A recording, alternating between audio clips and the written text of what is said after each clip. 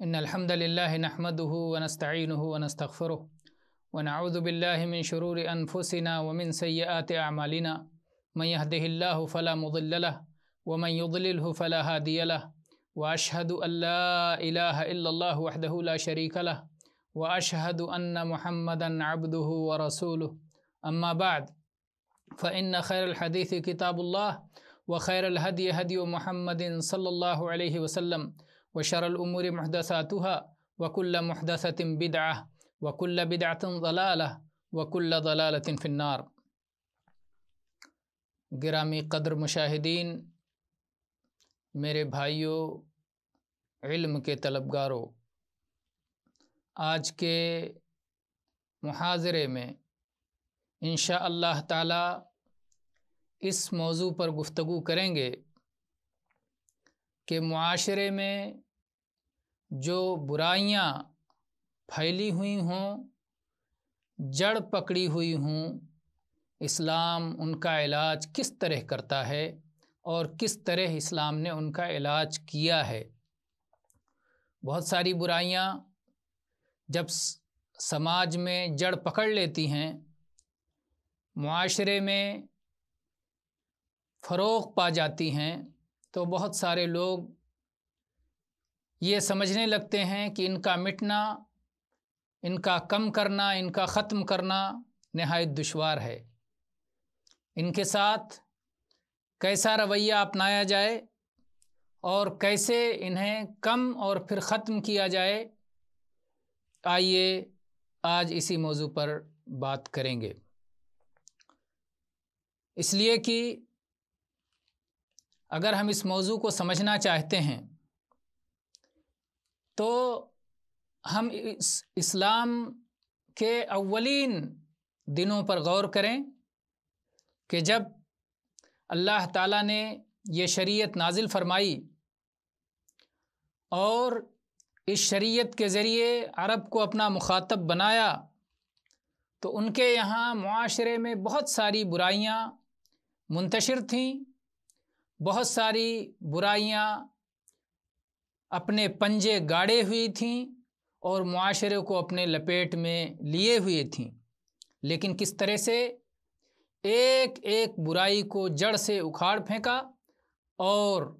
وہ معاشرہ قائم ہوا جو تا قیامت لوگوں کے لیے بہترین اسوہ اور نمونہ رہے گا۔ ان لوگوں کے پاس شرک منتشر تھا، بت پرستی عام تھی، غیر اللہ کی قسمیں کھائی جاتی تھیں، لڑکیوں کو زندہ دفن کر دیا جاتا تھا، شراب ان کی گھٹی میں پڑی ہوئی تھی، سودی کاروبار ہر طرف پھیلا ہوا تھا، اور اس طرح سے بہت ساری برائیاں تھیں جو اپنے پنجے گاڑے ہوئی تھیں۔ لیکن اللہ تعالیٰ نے جب یہ شریعت نازل فرمائی، یہ دین نازل فرمایا، محمد الرسول اللہ صلی اللہ علیہ وآلہ آلہ وسلم کو ان کی اصلاح کے لیے بھیجا، تو کیا طریقہ اپنایا؟ وہی طریقہ اپنا کر ہم قیامت تک کامیابی سے ہمکنار ہو سکتے ہیں۔ اور چونکہ یہ دین کامل ہے، اس لیے اس دین میں ہر مسئلے کی رہنمائی موجود ہے۔ اللہ تعالیٰ نے فرمایا، الیوم اکملت لکم دینکم واتممت علیکم نعمتی ورضیت لکم الاسلام دینا۔ اور ایسے ہی اللہ تعالیٰ نے فرمایا ہے، وَأَنَّ هَذَا صِرَاطِي مُسْتَقِيمًا فَاتَّبِعُوهُ۔ یہ صراط مستقیم جو اللہ نے ہمیں اسلام کی شکل میں، کتاب و سنت کی شکل میں عطا فرمائی ہے، اس صراط مستقیم پر چل کر ہم ہر مشکل کا علاج پا سکتے ہیں اور ہر مصیبت سے نجات اور چھٹکارا حاصل کر سکتے ہیں۔ اللہ تعالیٰ نے جب اس دین کو عطا فرما کے صراط مستقیم پر چلنے کا حکم دیا اور ٹیڑھے راستوں سے اور چھوٹی بڑی پگڈنڈیوں سے اور شیطانی راہوں سے روکا، تو اللہ تعالیٰ نے احسان جتلاتے ہوئے فرمایا، یرید اللہ लियुबय्यिन लकुम वयहदियकुम सुनन अल्लज़ीन मिन क़ब्लिकुम वयतूब अलैकुम वल्लाहु अलीमुन हकीम। अल्लाह ताला तुम्हारे लिए वजाहत के साथ चीज़ों को खोल कर बयान कर देना चाहता है। जो भी तुम्हें ज़रूरत है, जिस हक़ बात को तुम्हें जानने की ज़रूरत है ताकि उस हक़ पर चलो, और जिस बातिल और नाहक को जानने की ज़रूरत है ताकि उस बातिल और नाहक को छोड़ दो, जिस हलाल को जानने की ज़रूरत है ताकि तुम उससे फ़ायदा उठाओ, और जिस हराम को जानने की ज़रूरत है ताकि उस हराम से परहेज़ करो, अल्लाह ताला सब कुछ तुमसे बयान कर देना चाहता है। युरीदुल्लाहु लियुबय्यिन लकुम और वयहदियकुम सुनन अल्लज़ीन मिन क़ब्लिकुम, और तुमसे पहले जो लोग गुज़रे हैं उनकी रविश, उनके तरीक़े, उनके तर्ज़ अमल को भी अल्लाह ताला बता देना चाहता है। जो अच्छे लोग गुज़रे हैं जिन पर अल्लाह ने इनाम किया, अंबिया, सिद्दीक़ीन, शुहदा, सालिहीन, उनका रास्ता भी अल्लाह ताला खोल कर बयान कर रहा है और उसकी रहनुमाई कर रहा है। और अल्लाह ताला ये चाहता है कि तुम्हारी भी तौबा कबूल कर ले, वयतूब अलैकुम, ताकि तुम अल्लाह के पास पाक साफ़ होकर पहुँचो। वल्लाहु अलीमुन हकीम, और अल्लाह ताला इल्म व हिकमत वाला है, जानता है कि किस में तुम्हारी भलाई है और किस तरह से तुम्हारी इस्लाह हो सकती है, किस में तुम्हारे लिए खैर और सआदत है। और अल्लाह ताला ने फरमाया वल्लाहु युरीदु अन यतूब अलैकुम व युरीदु अल्लज़ीना यत्तबिऊन अश-शहवाति अन तमीलु मैलन अज़ीमा। अल्लाह ताला ये चाहता है कि तुम्हारी तौबा कबूल कर ले, तुम्हें पाक साफ़ कर दे, और जो लोग शहवत परस्त हैं, ख्वाहिशात नफ्स के पीछे भाग रहे हैं, वो चाहते हैं कि तुम सही रास्ते से भटक जाओ। तो दो रास्ते हैं, दो लकीरें हैं, दोनों लकीरें एक दूसरे के मुखालिफ समत में जा रही हैं। एक लकीर वो है जो शरीयत की लकीर है, जो बिल्कुल सीधी और खैर वाली लकीर है, और इसके बिलमुकाबिल जो दूसरी लकीर है वो इस लकीर को मिटा देना चाहती है। वो शरीयत के बजाय ख्वाहिशात नफ्स की पैरवी करने वालों की लकीर है, वो शर को आम करना चाहते हैं। तो अल्लाह ताला ने दोनों रास्तों को बहुत वाज़ह तौर पर हमारे सामने रख दिया। आइए हम देखते हैं कि मुआशरे में जो बुराइयां फैली हुई हों, जो गुनाह फैले हुए हों, जो मुसीबतें अपने पंजे गाड़े हुई हों, जिनकी वजह से अफराद मुश्किलात का शिकार हों, उनका इलाज कैसे किया जा सकता है। आप देखें कि शिर्क अरब के मुआशरे में फैला हुआ था, उस शिर्क का इलाज इस्लाम ने किस तरह किया। वाज करके, लोगों को समझा बुझाकर, नसीहत करके, उनकी अक़लों को और उनकी सही फितरत को मुखातब करके इस्लाम ने उन्हें समझाया, और जिनकी अक़लें सलामत थीं, जिनकी फितरत सलामत थी, उन्हें ये बात समझ में आ गई कैसे शिर्क फैला हुआ था। वो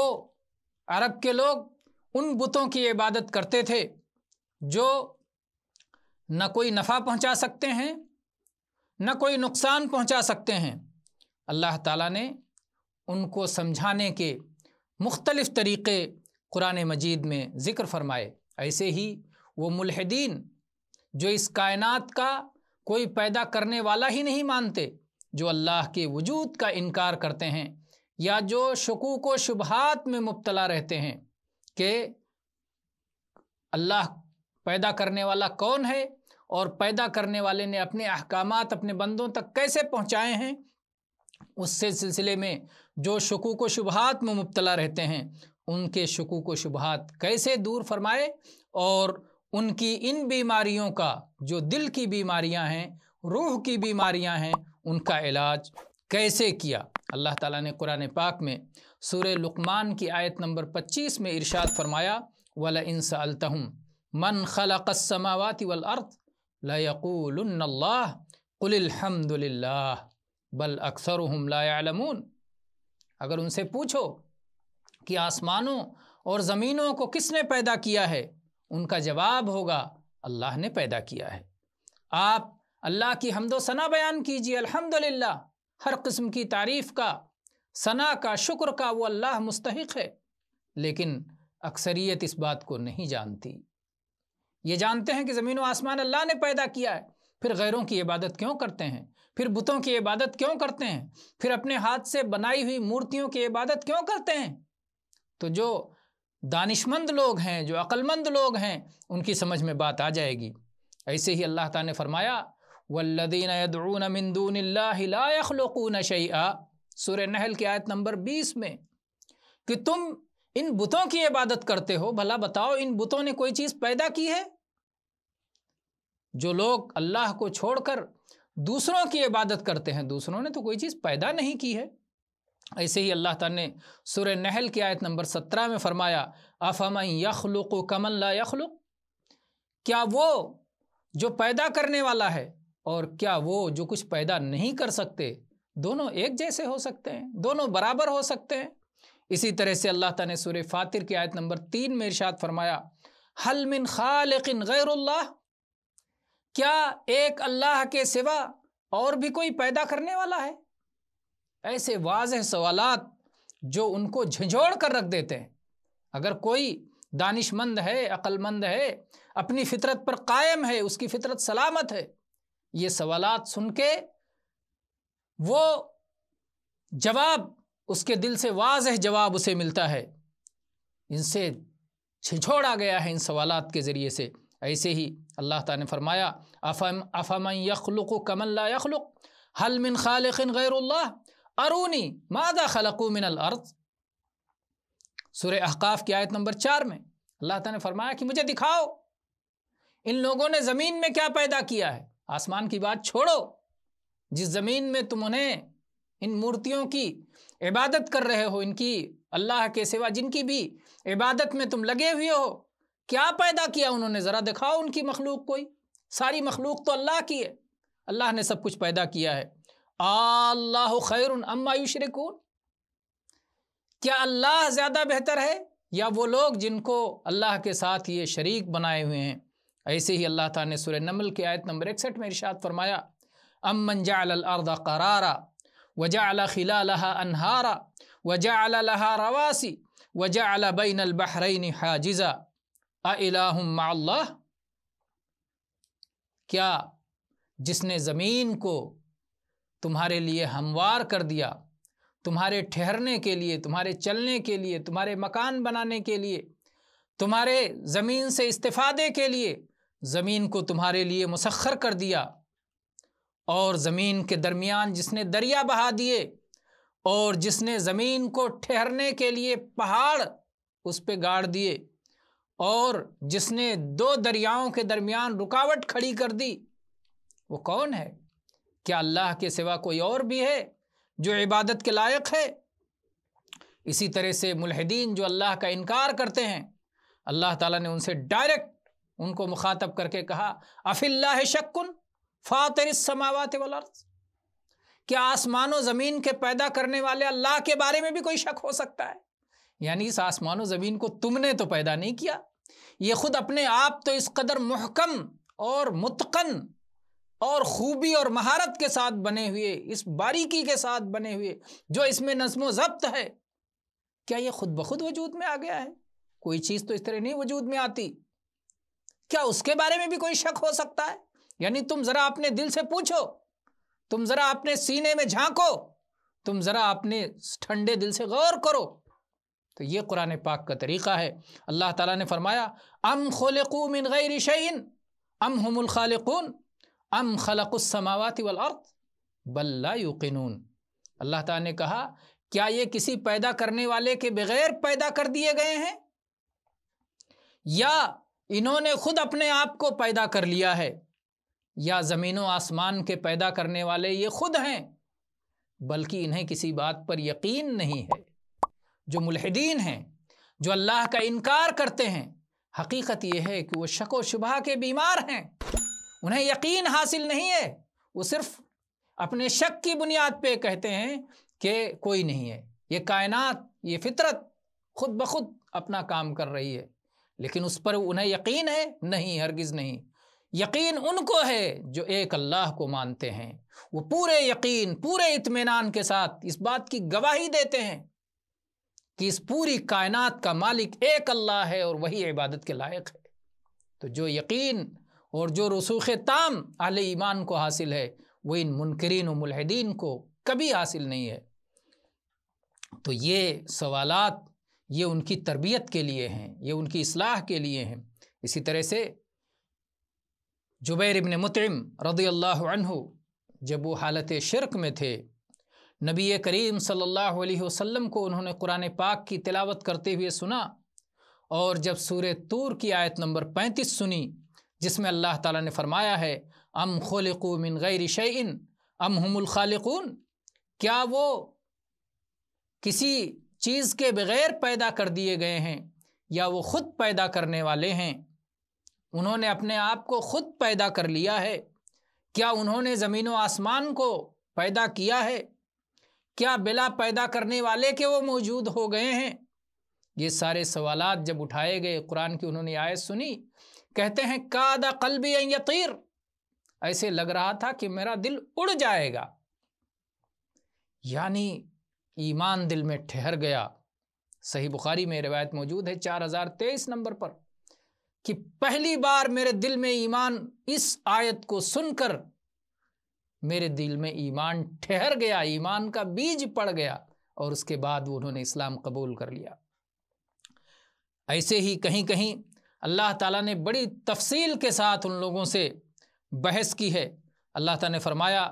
قل ادعوا الذین زعمتم من دون اللہ لا یملکون مثقال ذرۃ فی السماوات ولا فی الارض وما لهم فیہما من شرک وما له منہم من ظہیر ولا تنفع الشفاعۃ عنده الا لمن اذن له۔ اس آیت نے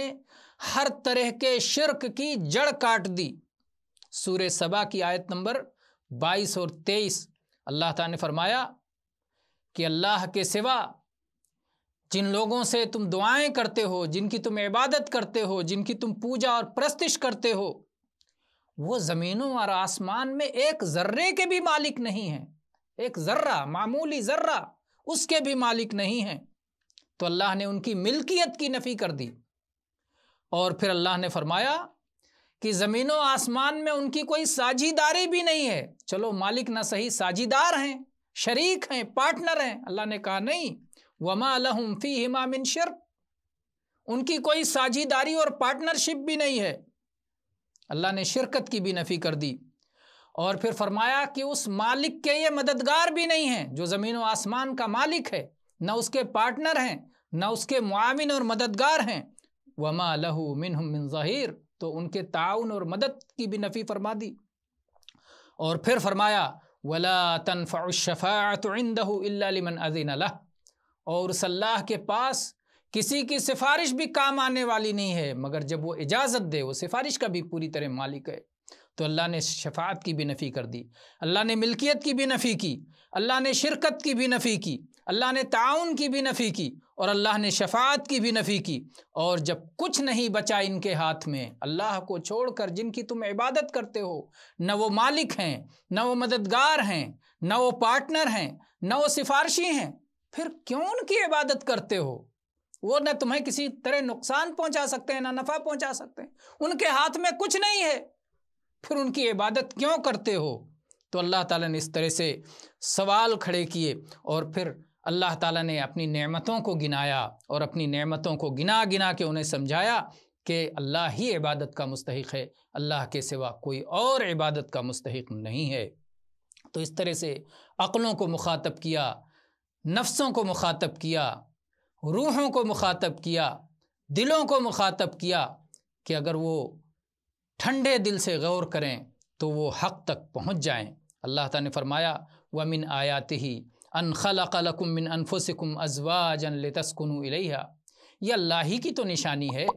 کہ اللہ نے تمہیں میں سے تمہارا جوڑا بنا دیا کہ جس کے پاس جا کے تم سکون حاصل کرو۔ اللہ نے فرمایا ومن آیاتہ خلق السماوات والارض واختلاف السنتکم والوانکم، اللہ ہی کی نشانیوں میں سے ہے زمین و آسمان کا پیدا کرنا اور تمہیں مختلف رنگ کے بنا دینا، مختلف زبانوں والا بنا دینا۔ دنیا میں کتنی زبانیں پائی جاتی ہیں، کتنے رنگ کے لوگ پائے جاتے ہیں، یہ سب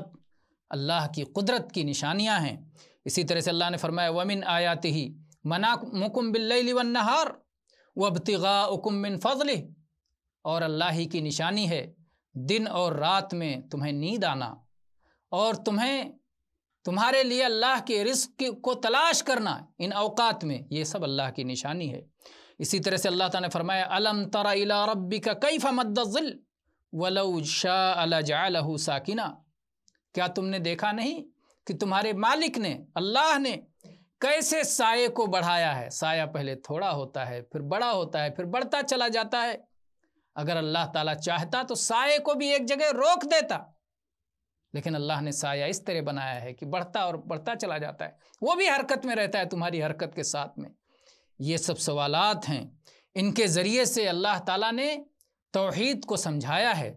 اور شرک کی خرابیوں کو بیان کیا ہے، اور اس طرح سے قرآن میں اور بے شمار طریقے اپنائے گئے ہیں جس کے ذریعے سے ان کے یہاں جو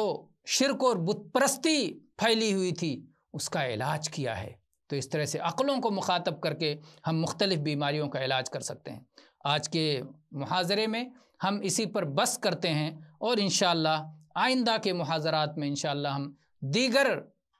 برائیوں کی مثالیں لے کر کے پھر ان کی وضاحت کریں گے کہ کس طرح سے ان برائیوں کو مٹانے کے لیے اسلام نے طریقہ کار اختیار کیا ہے۔ مثلاً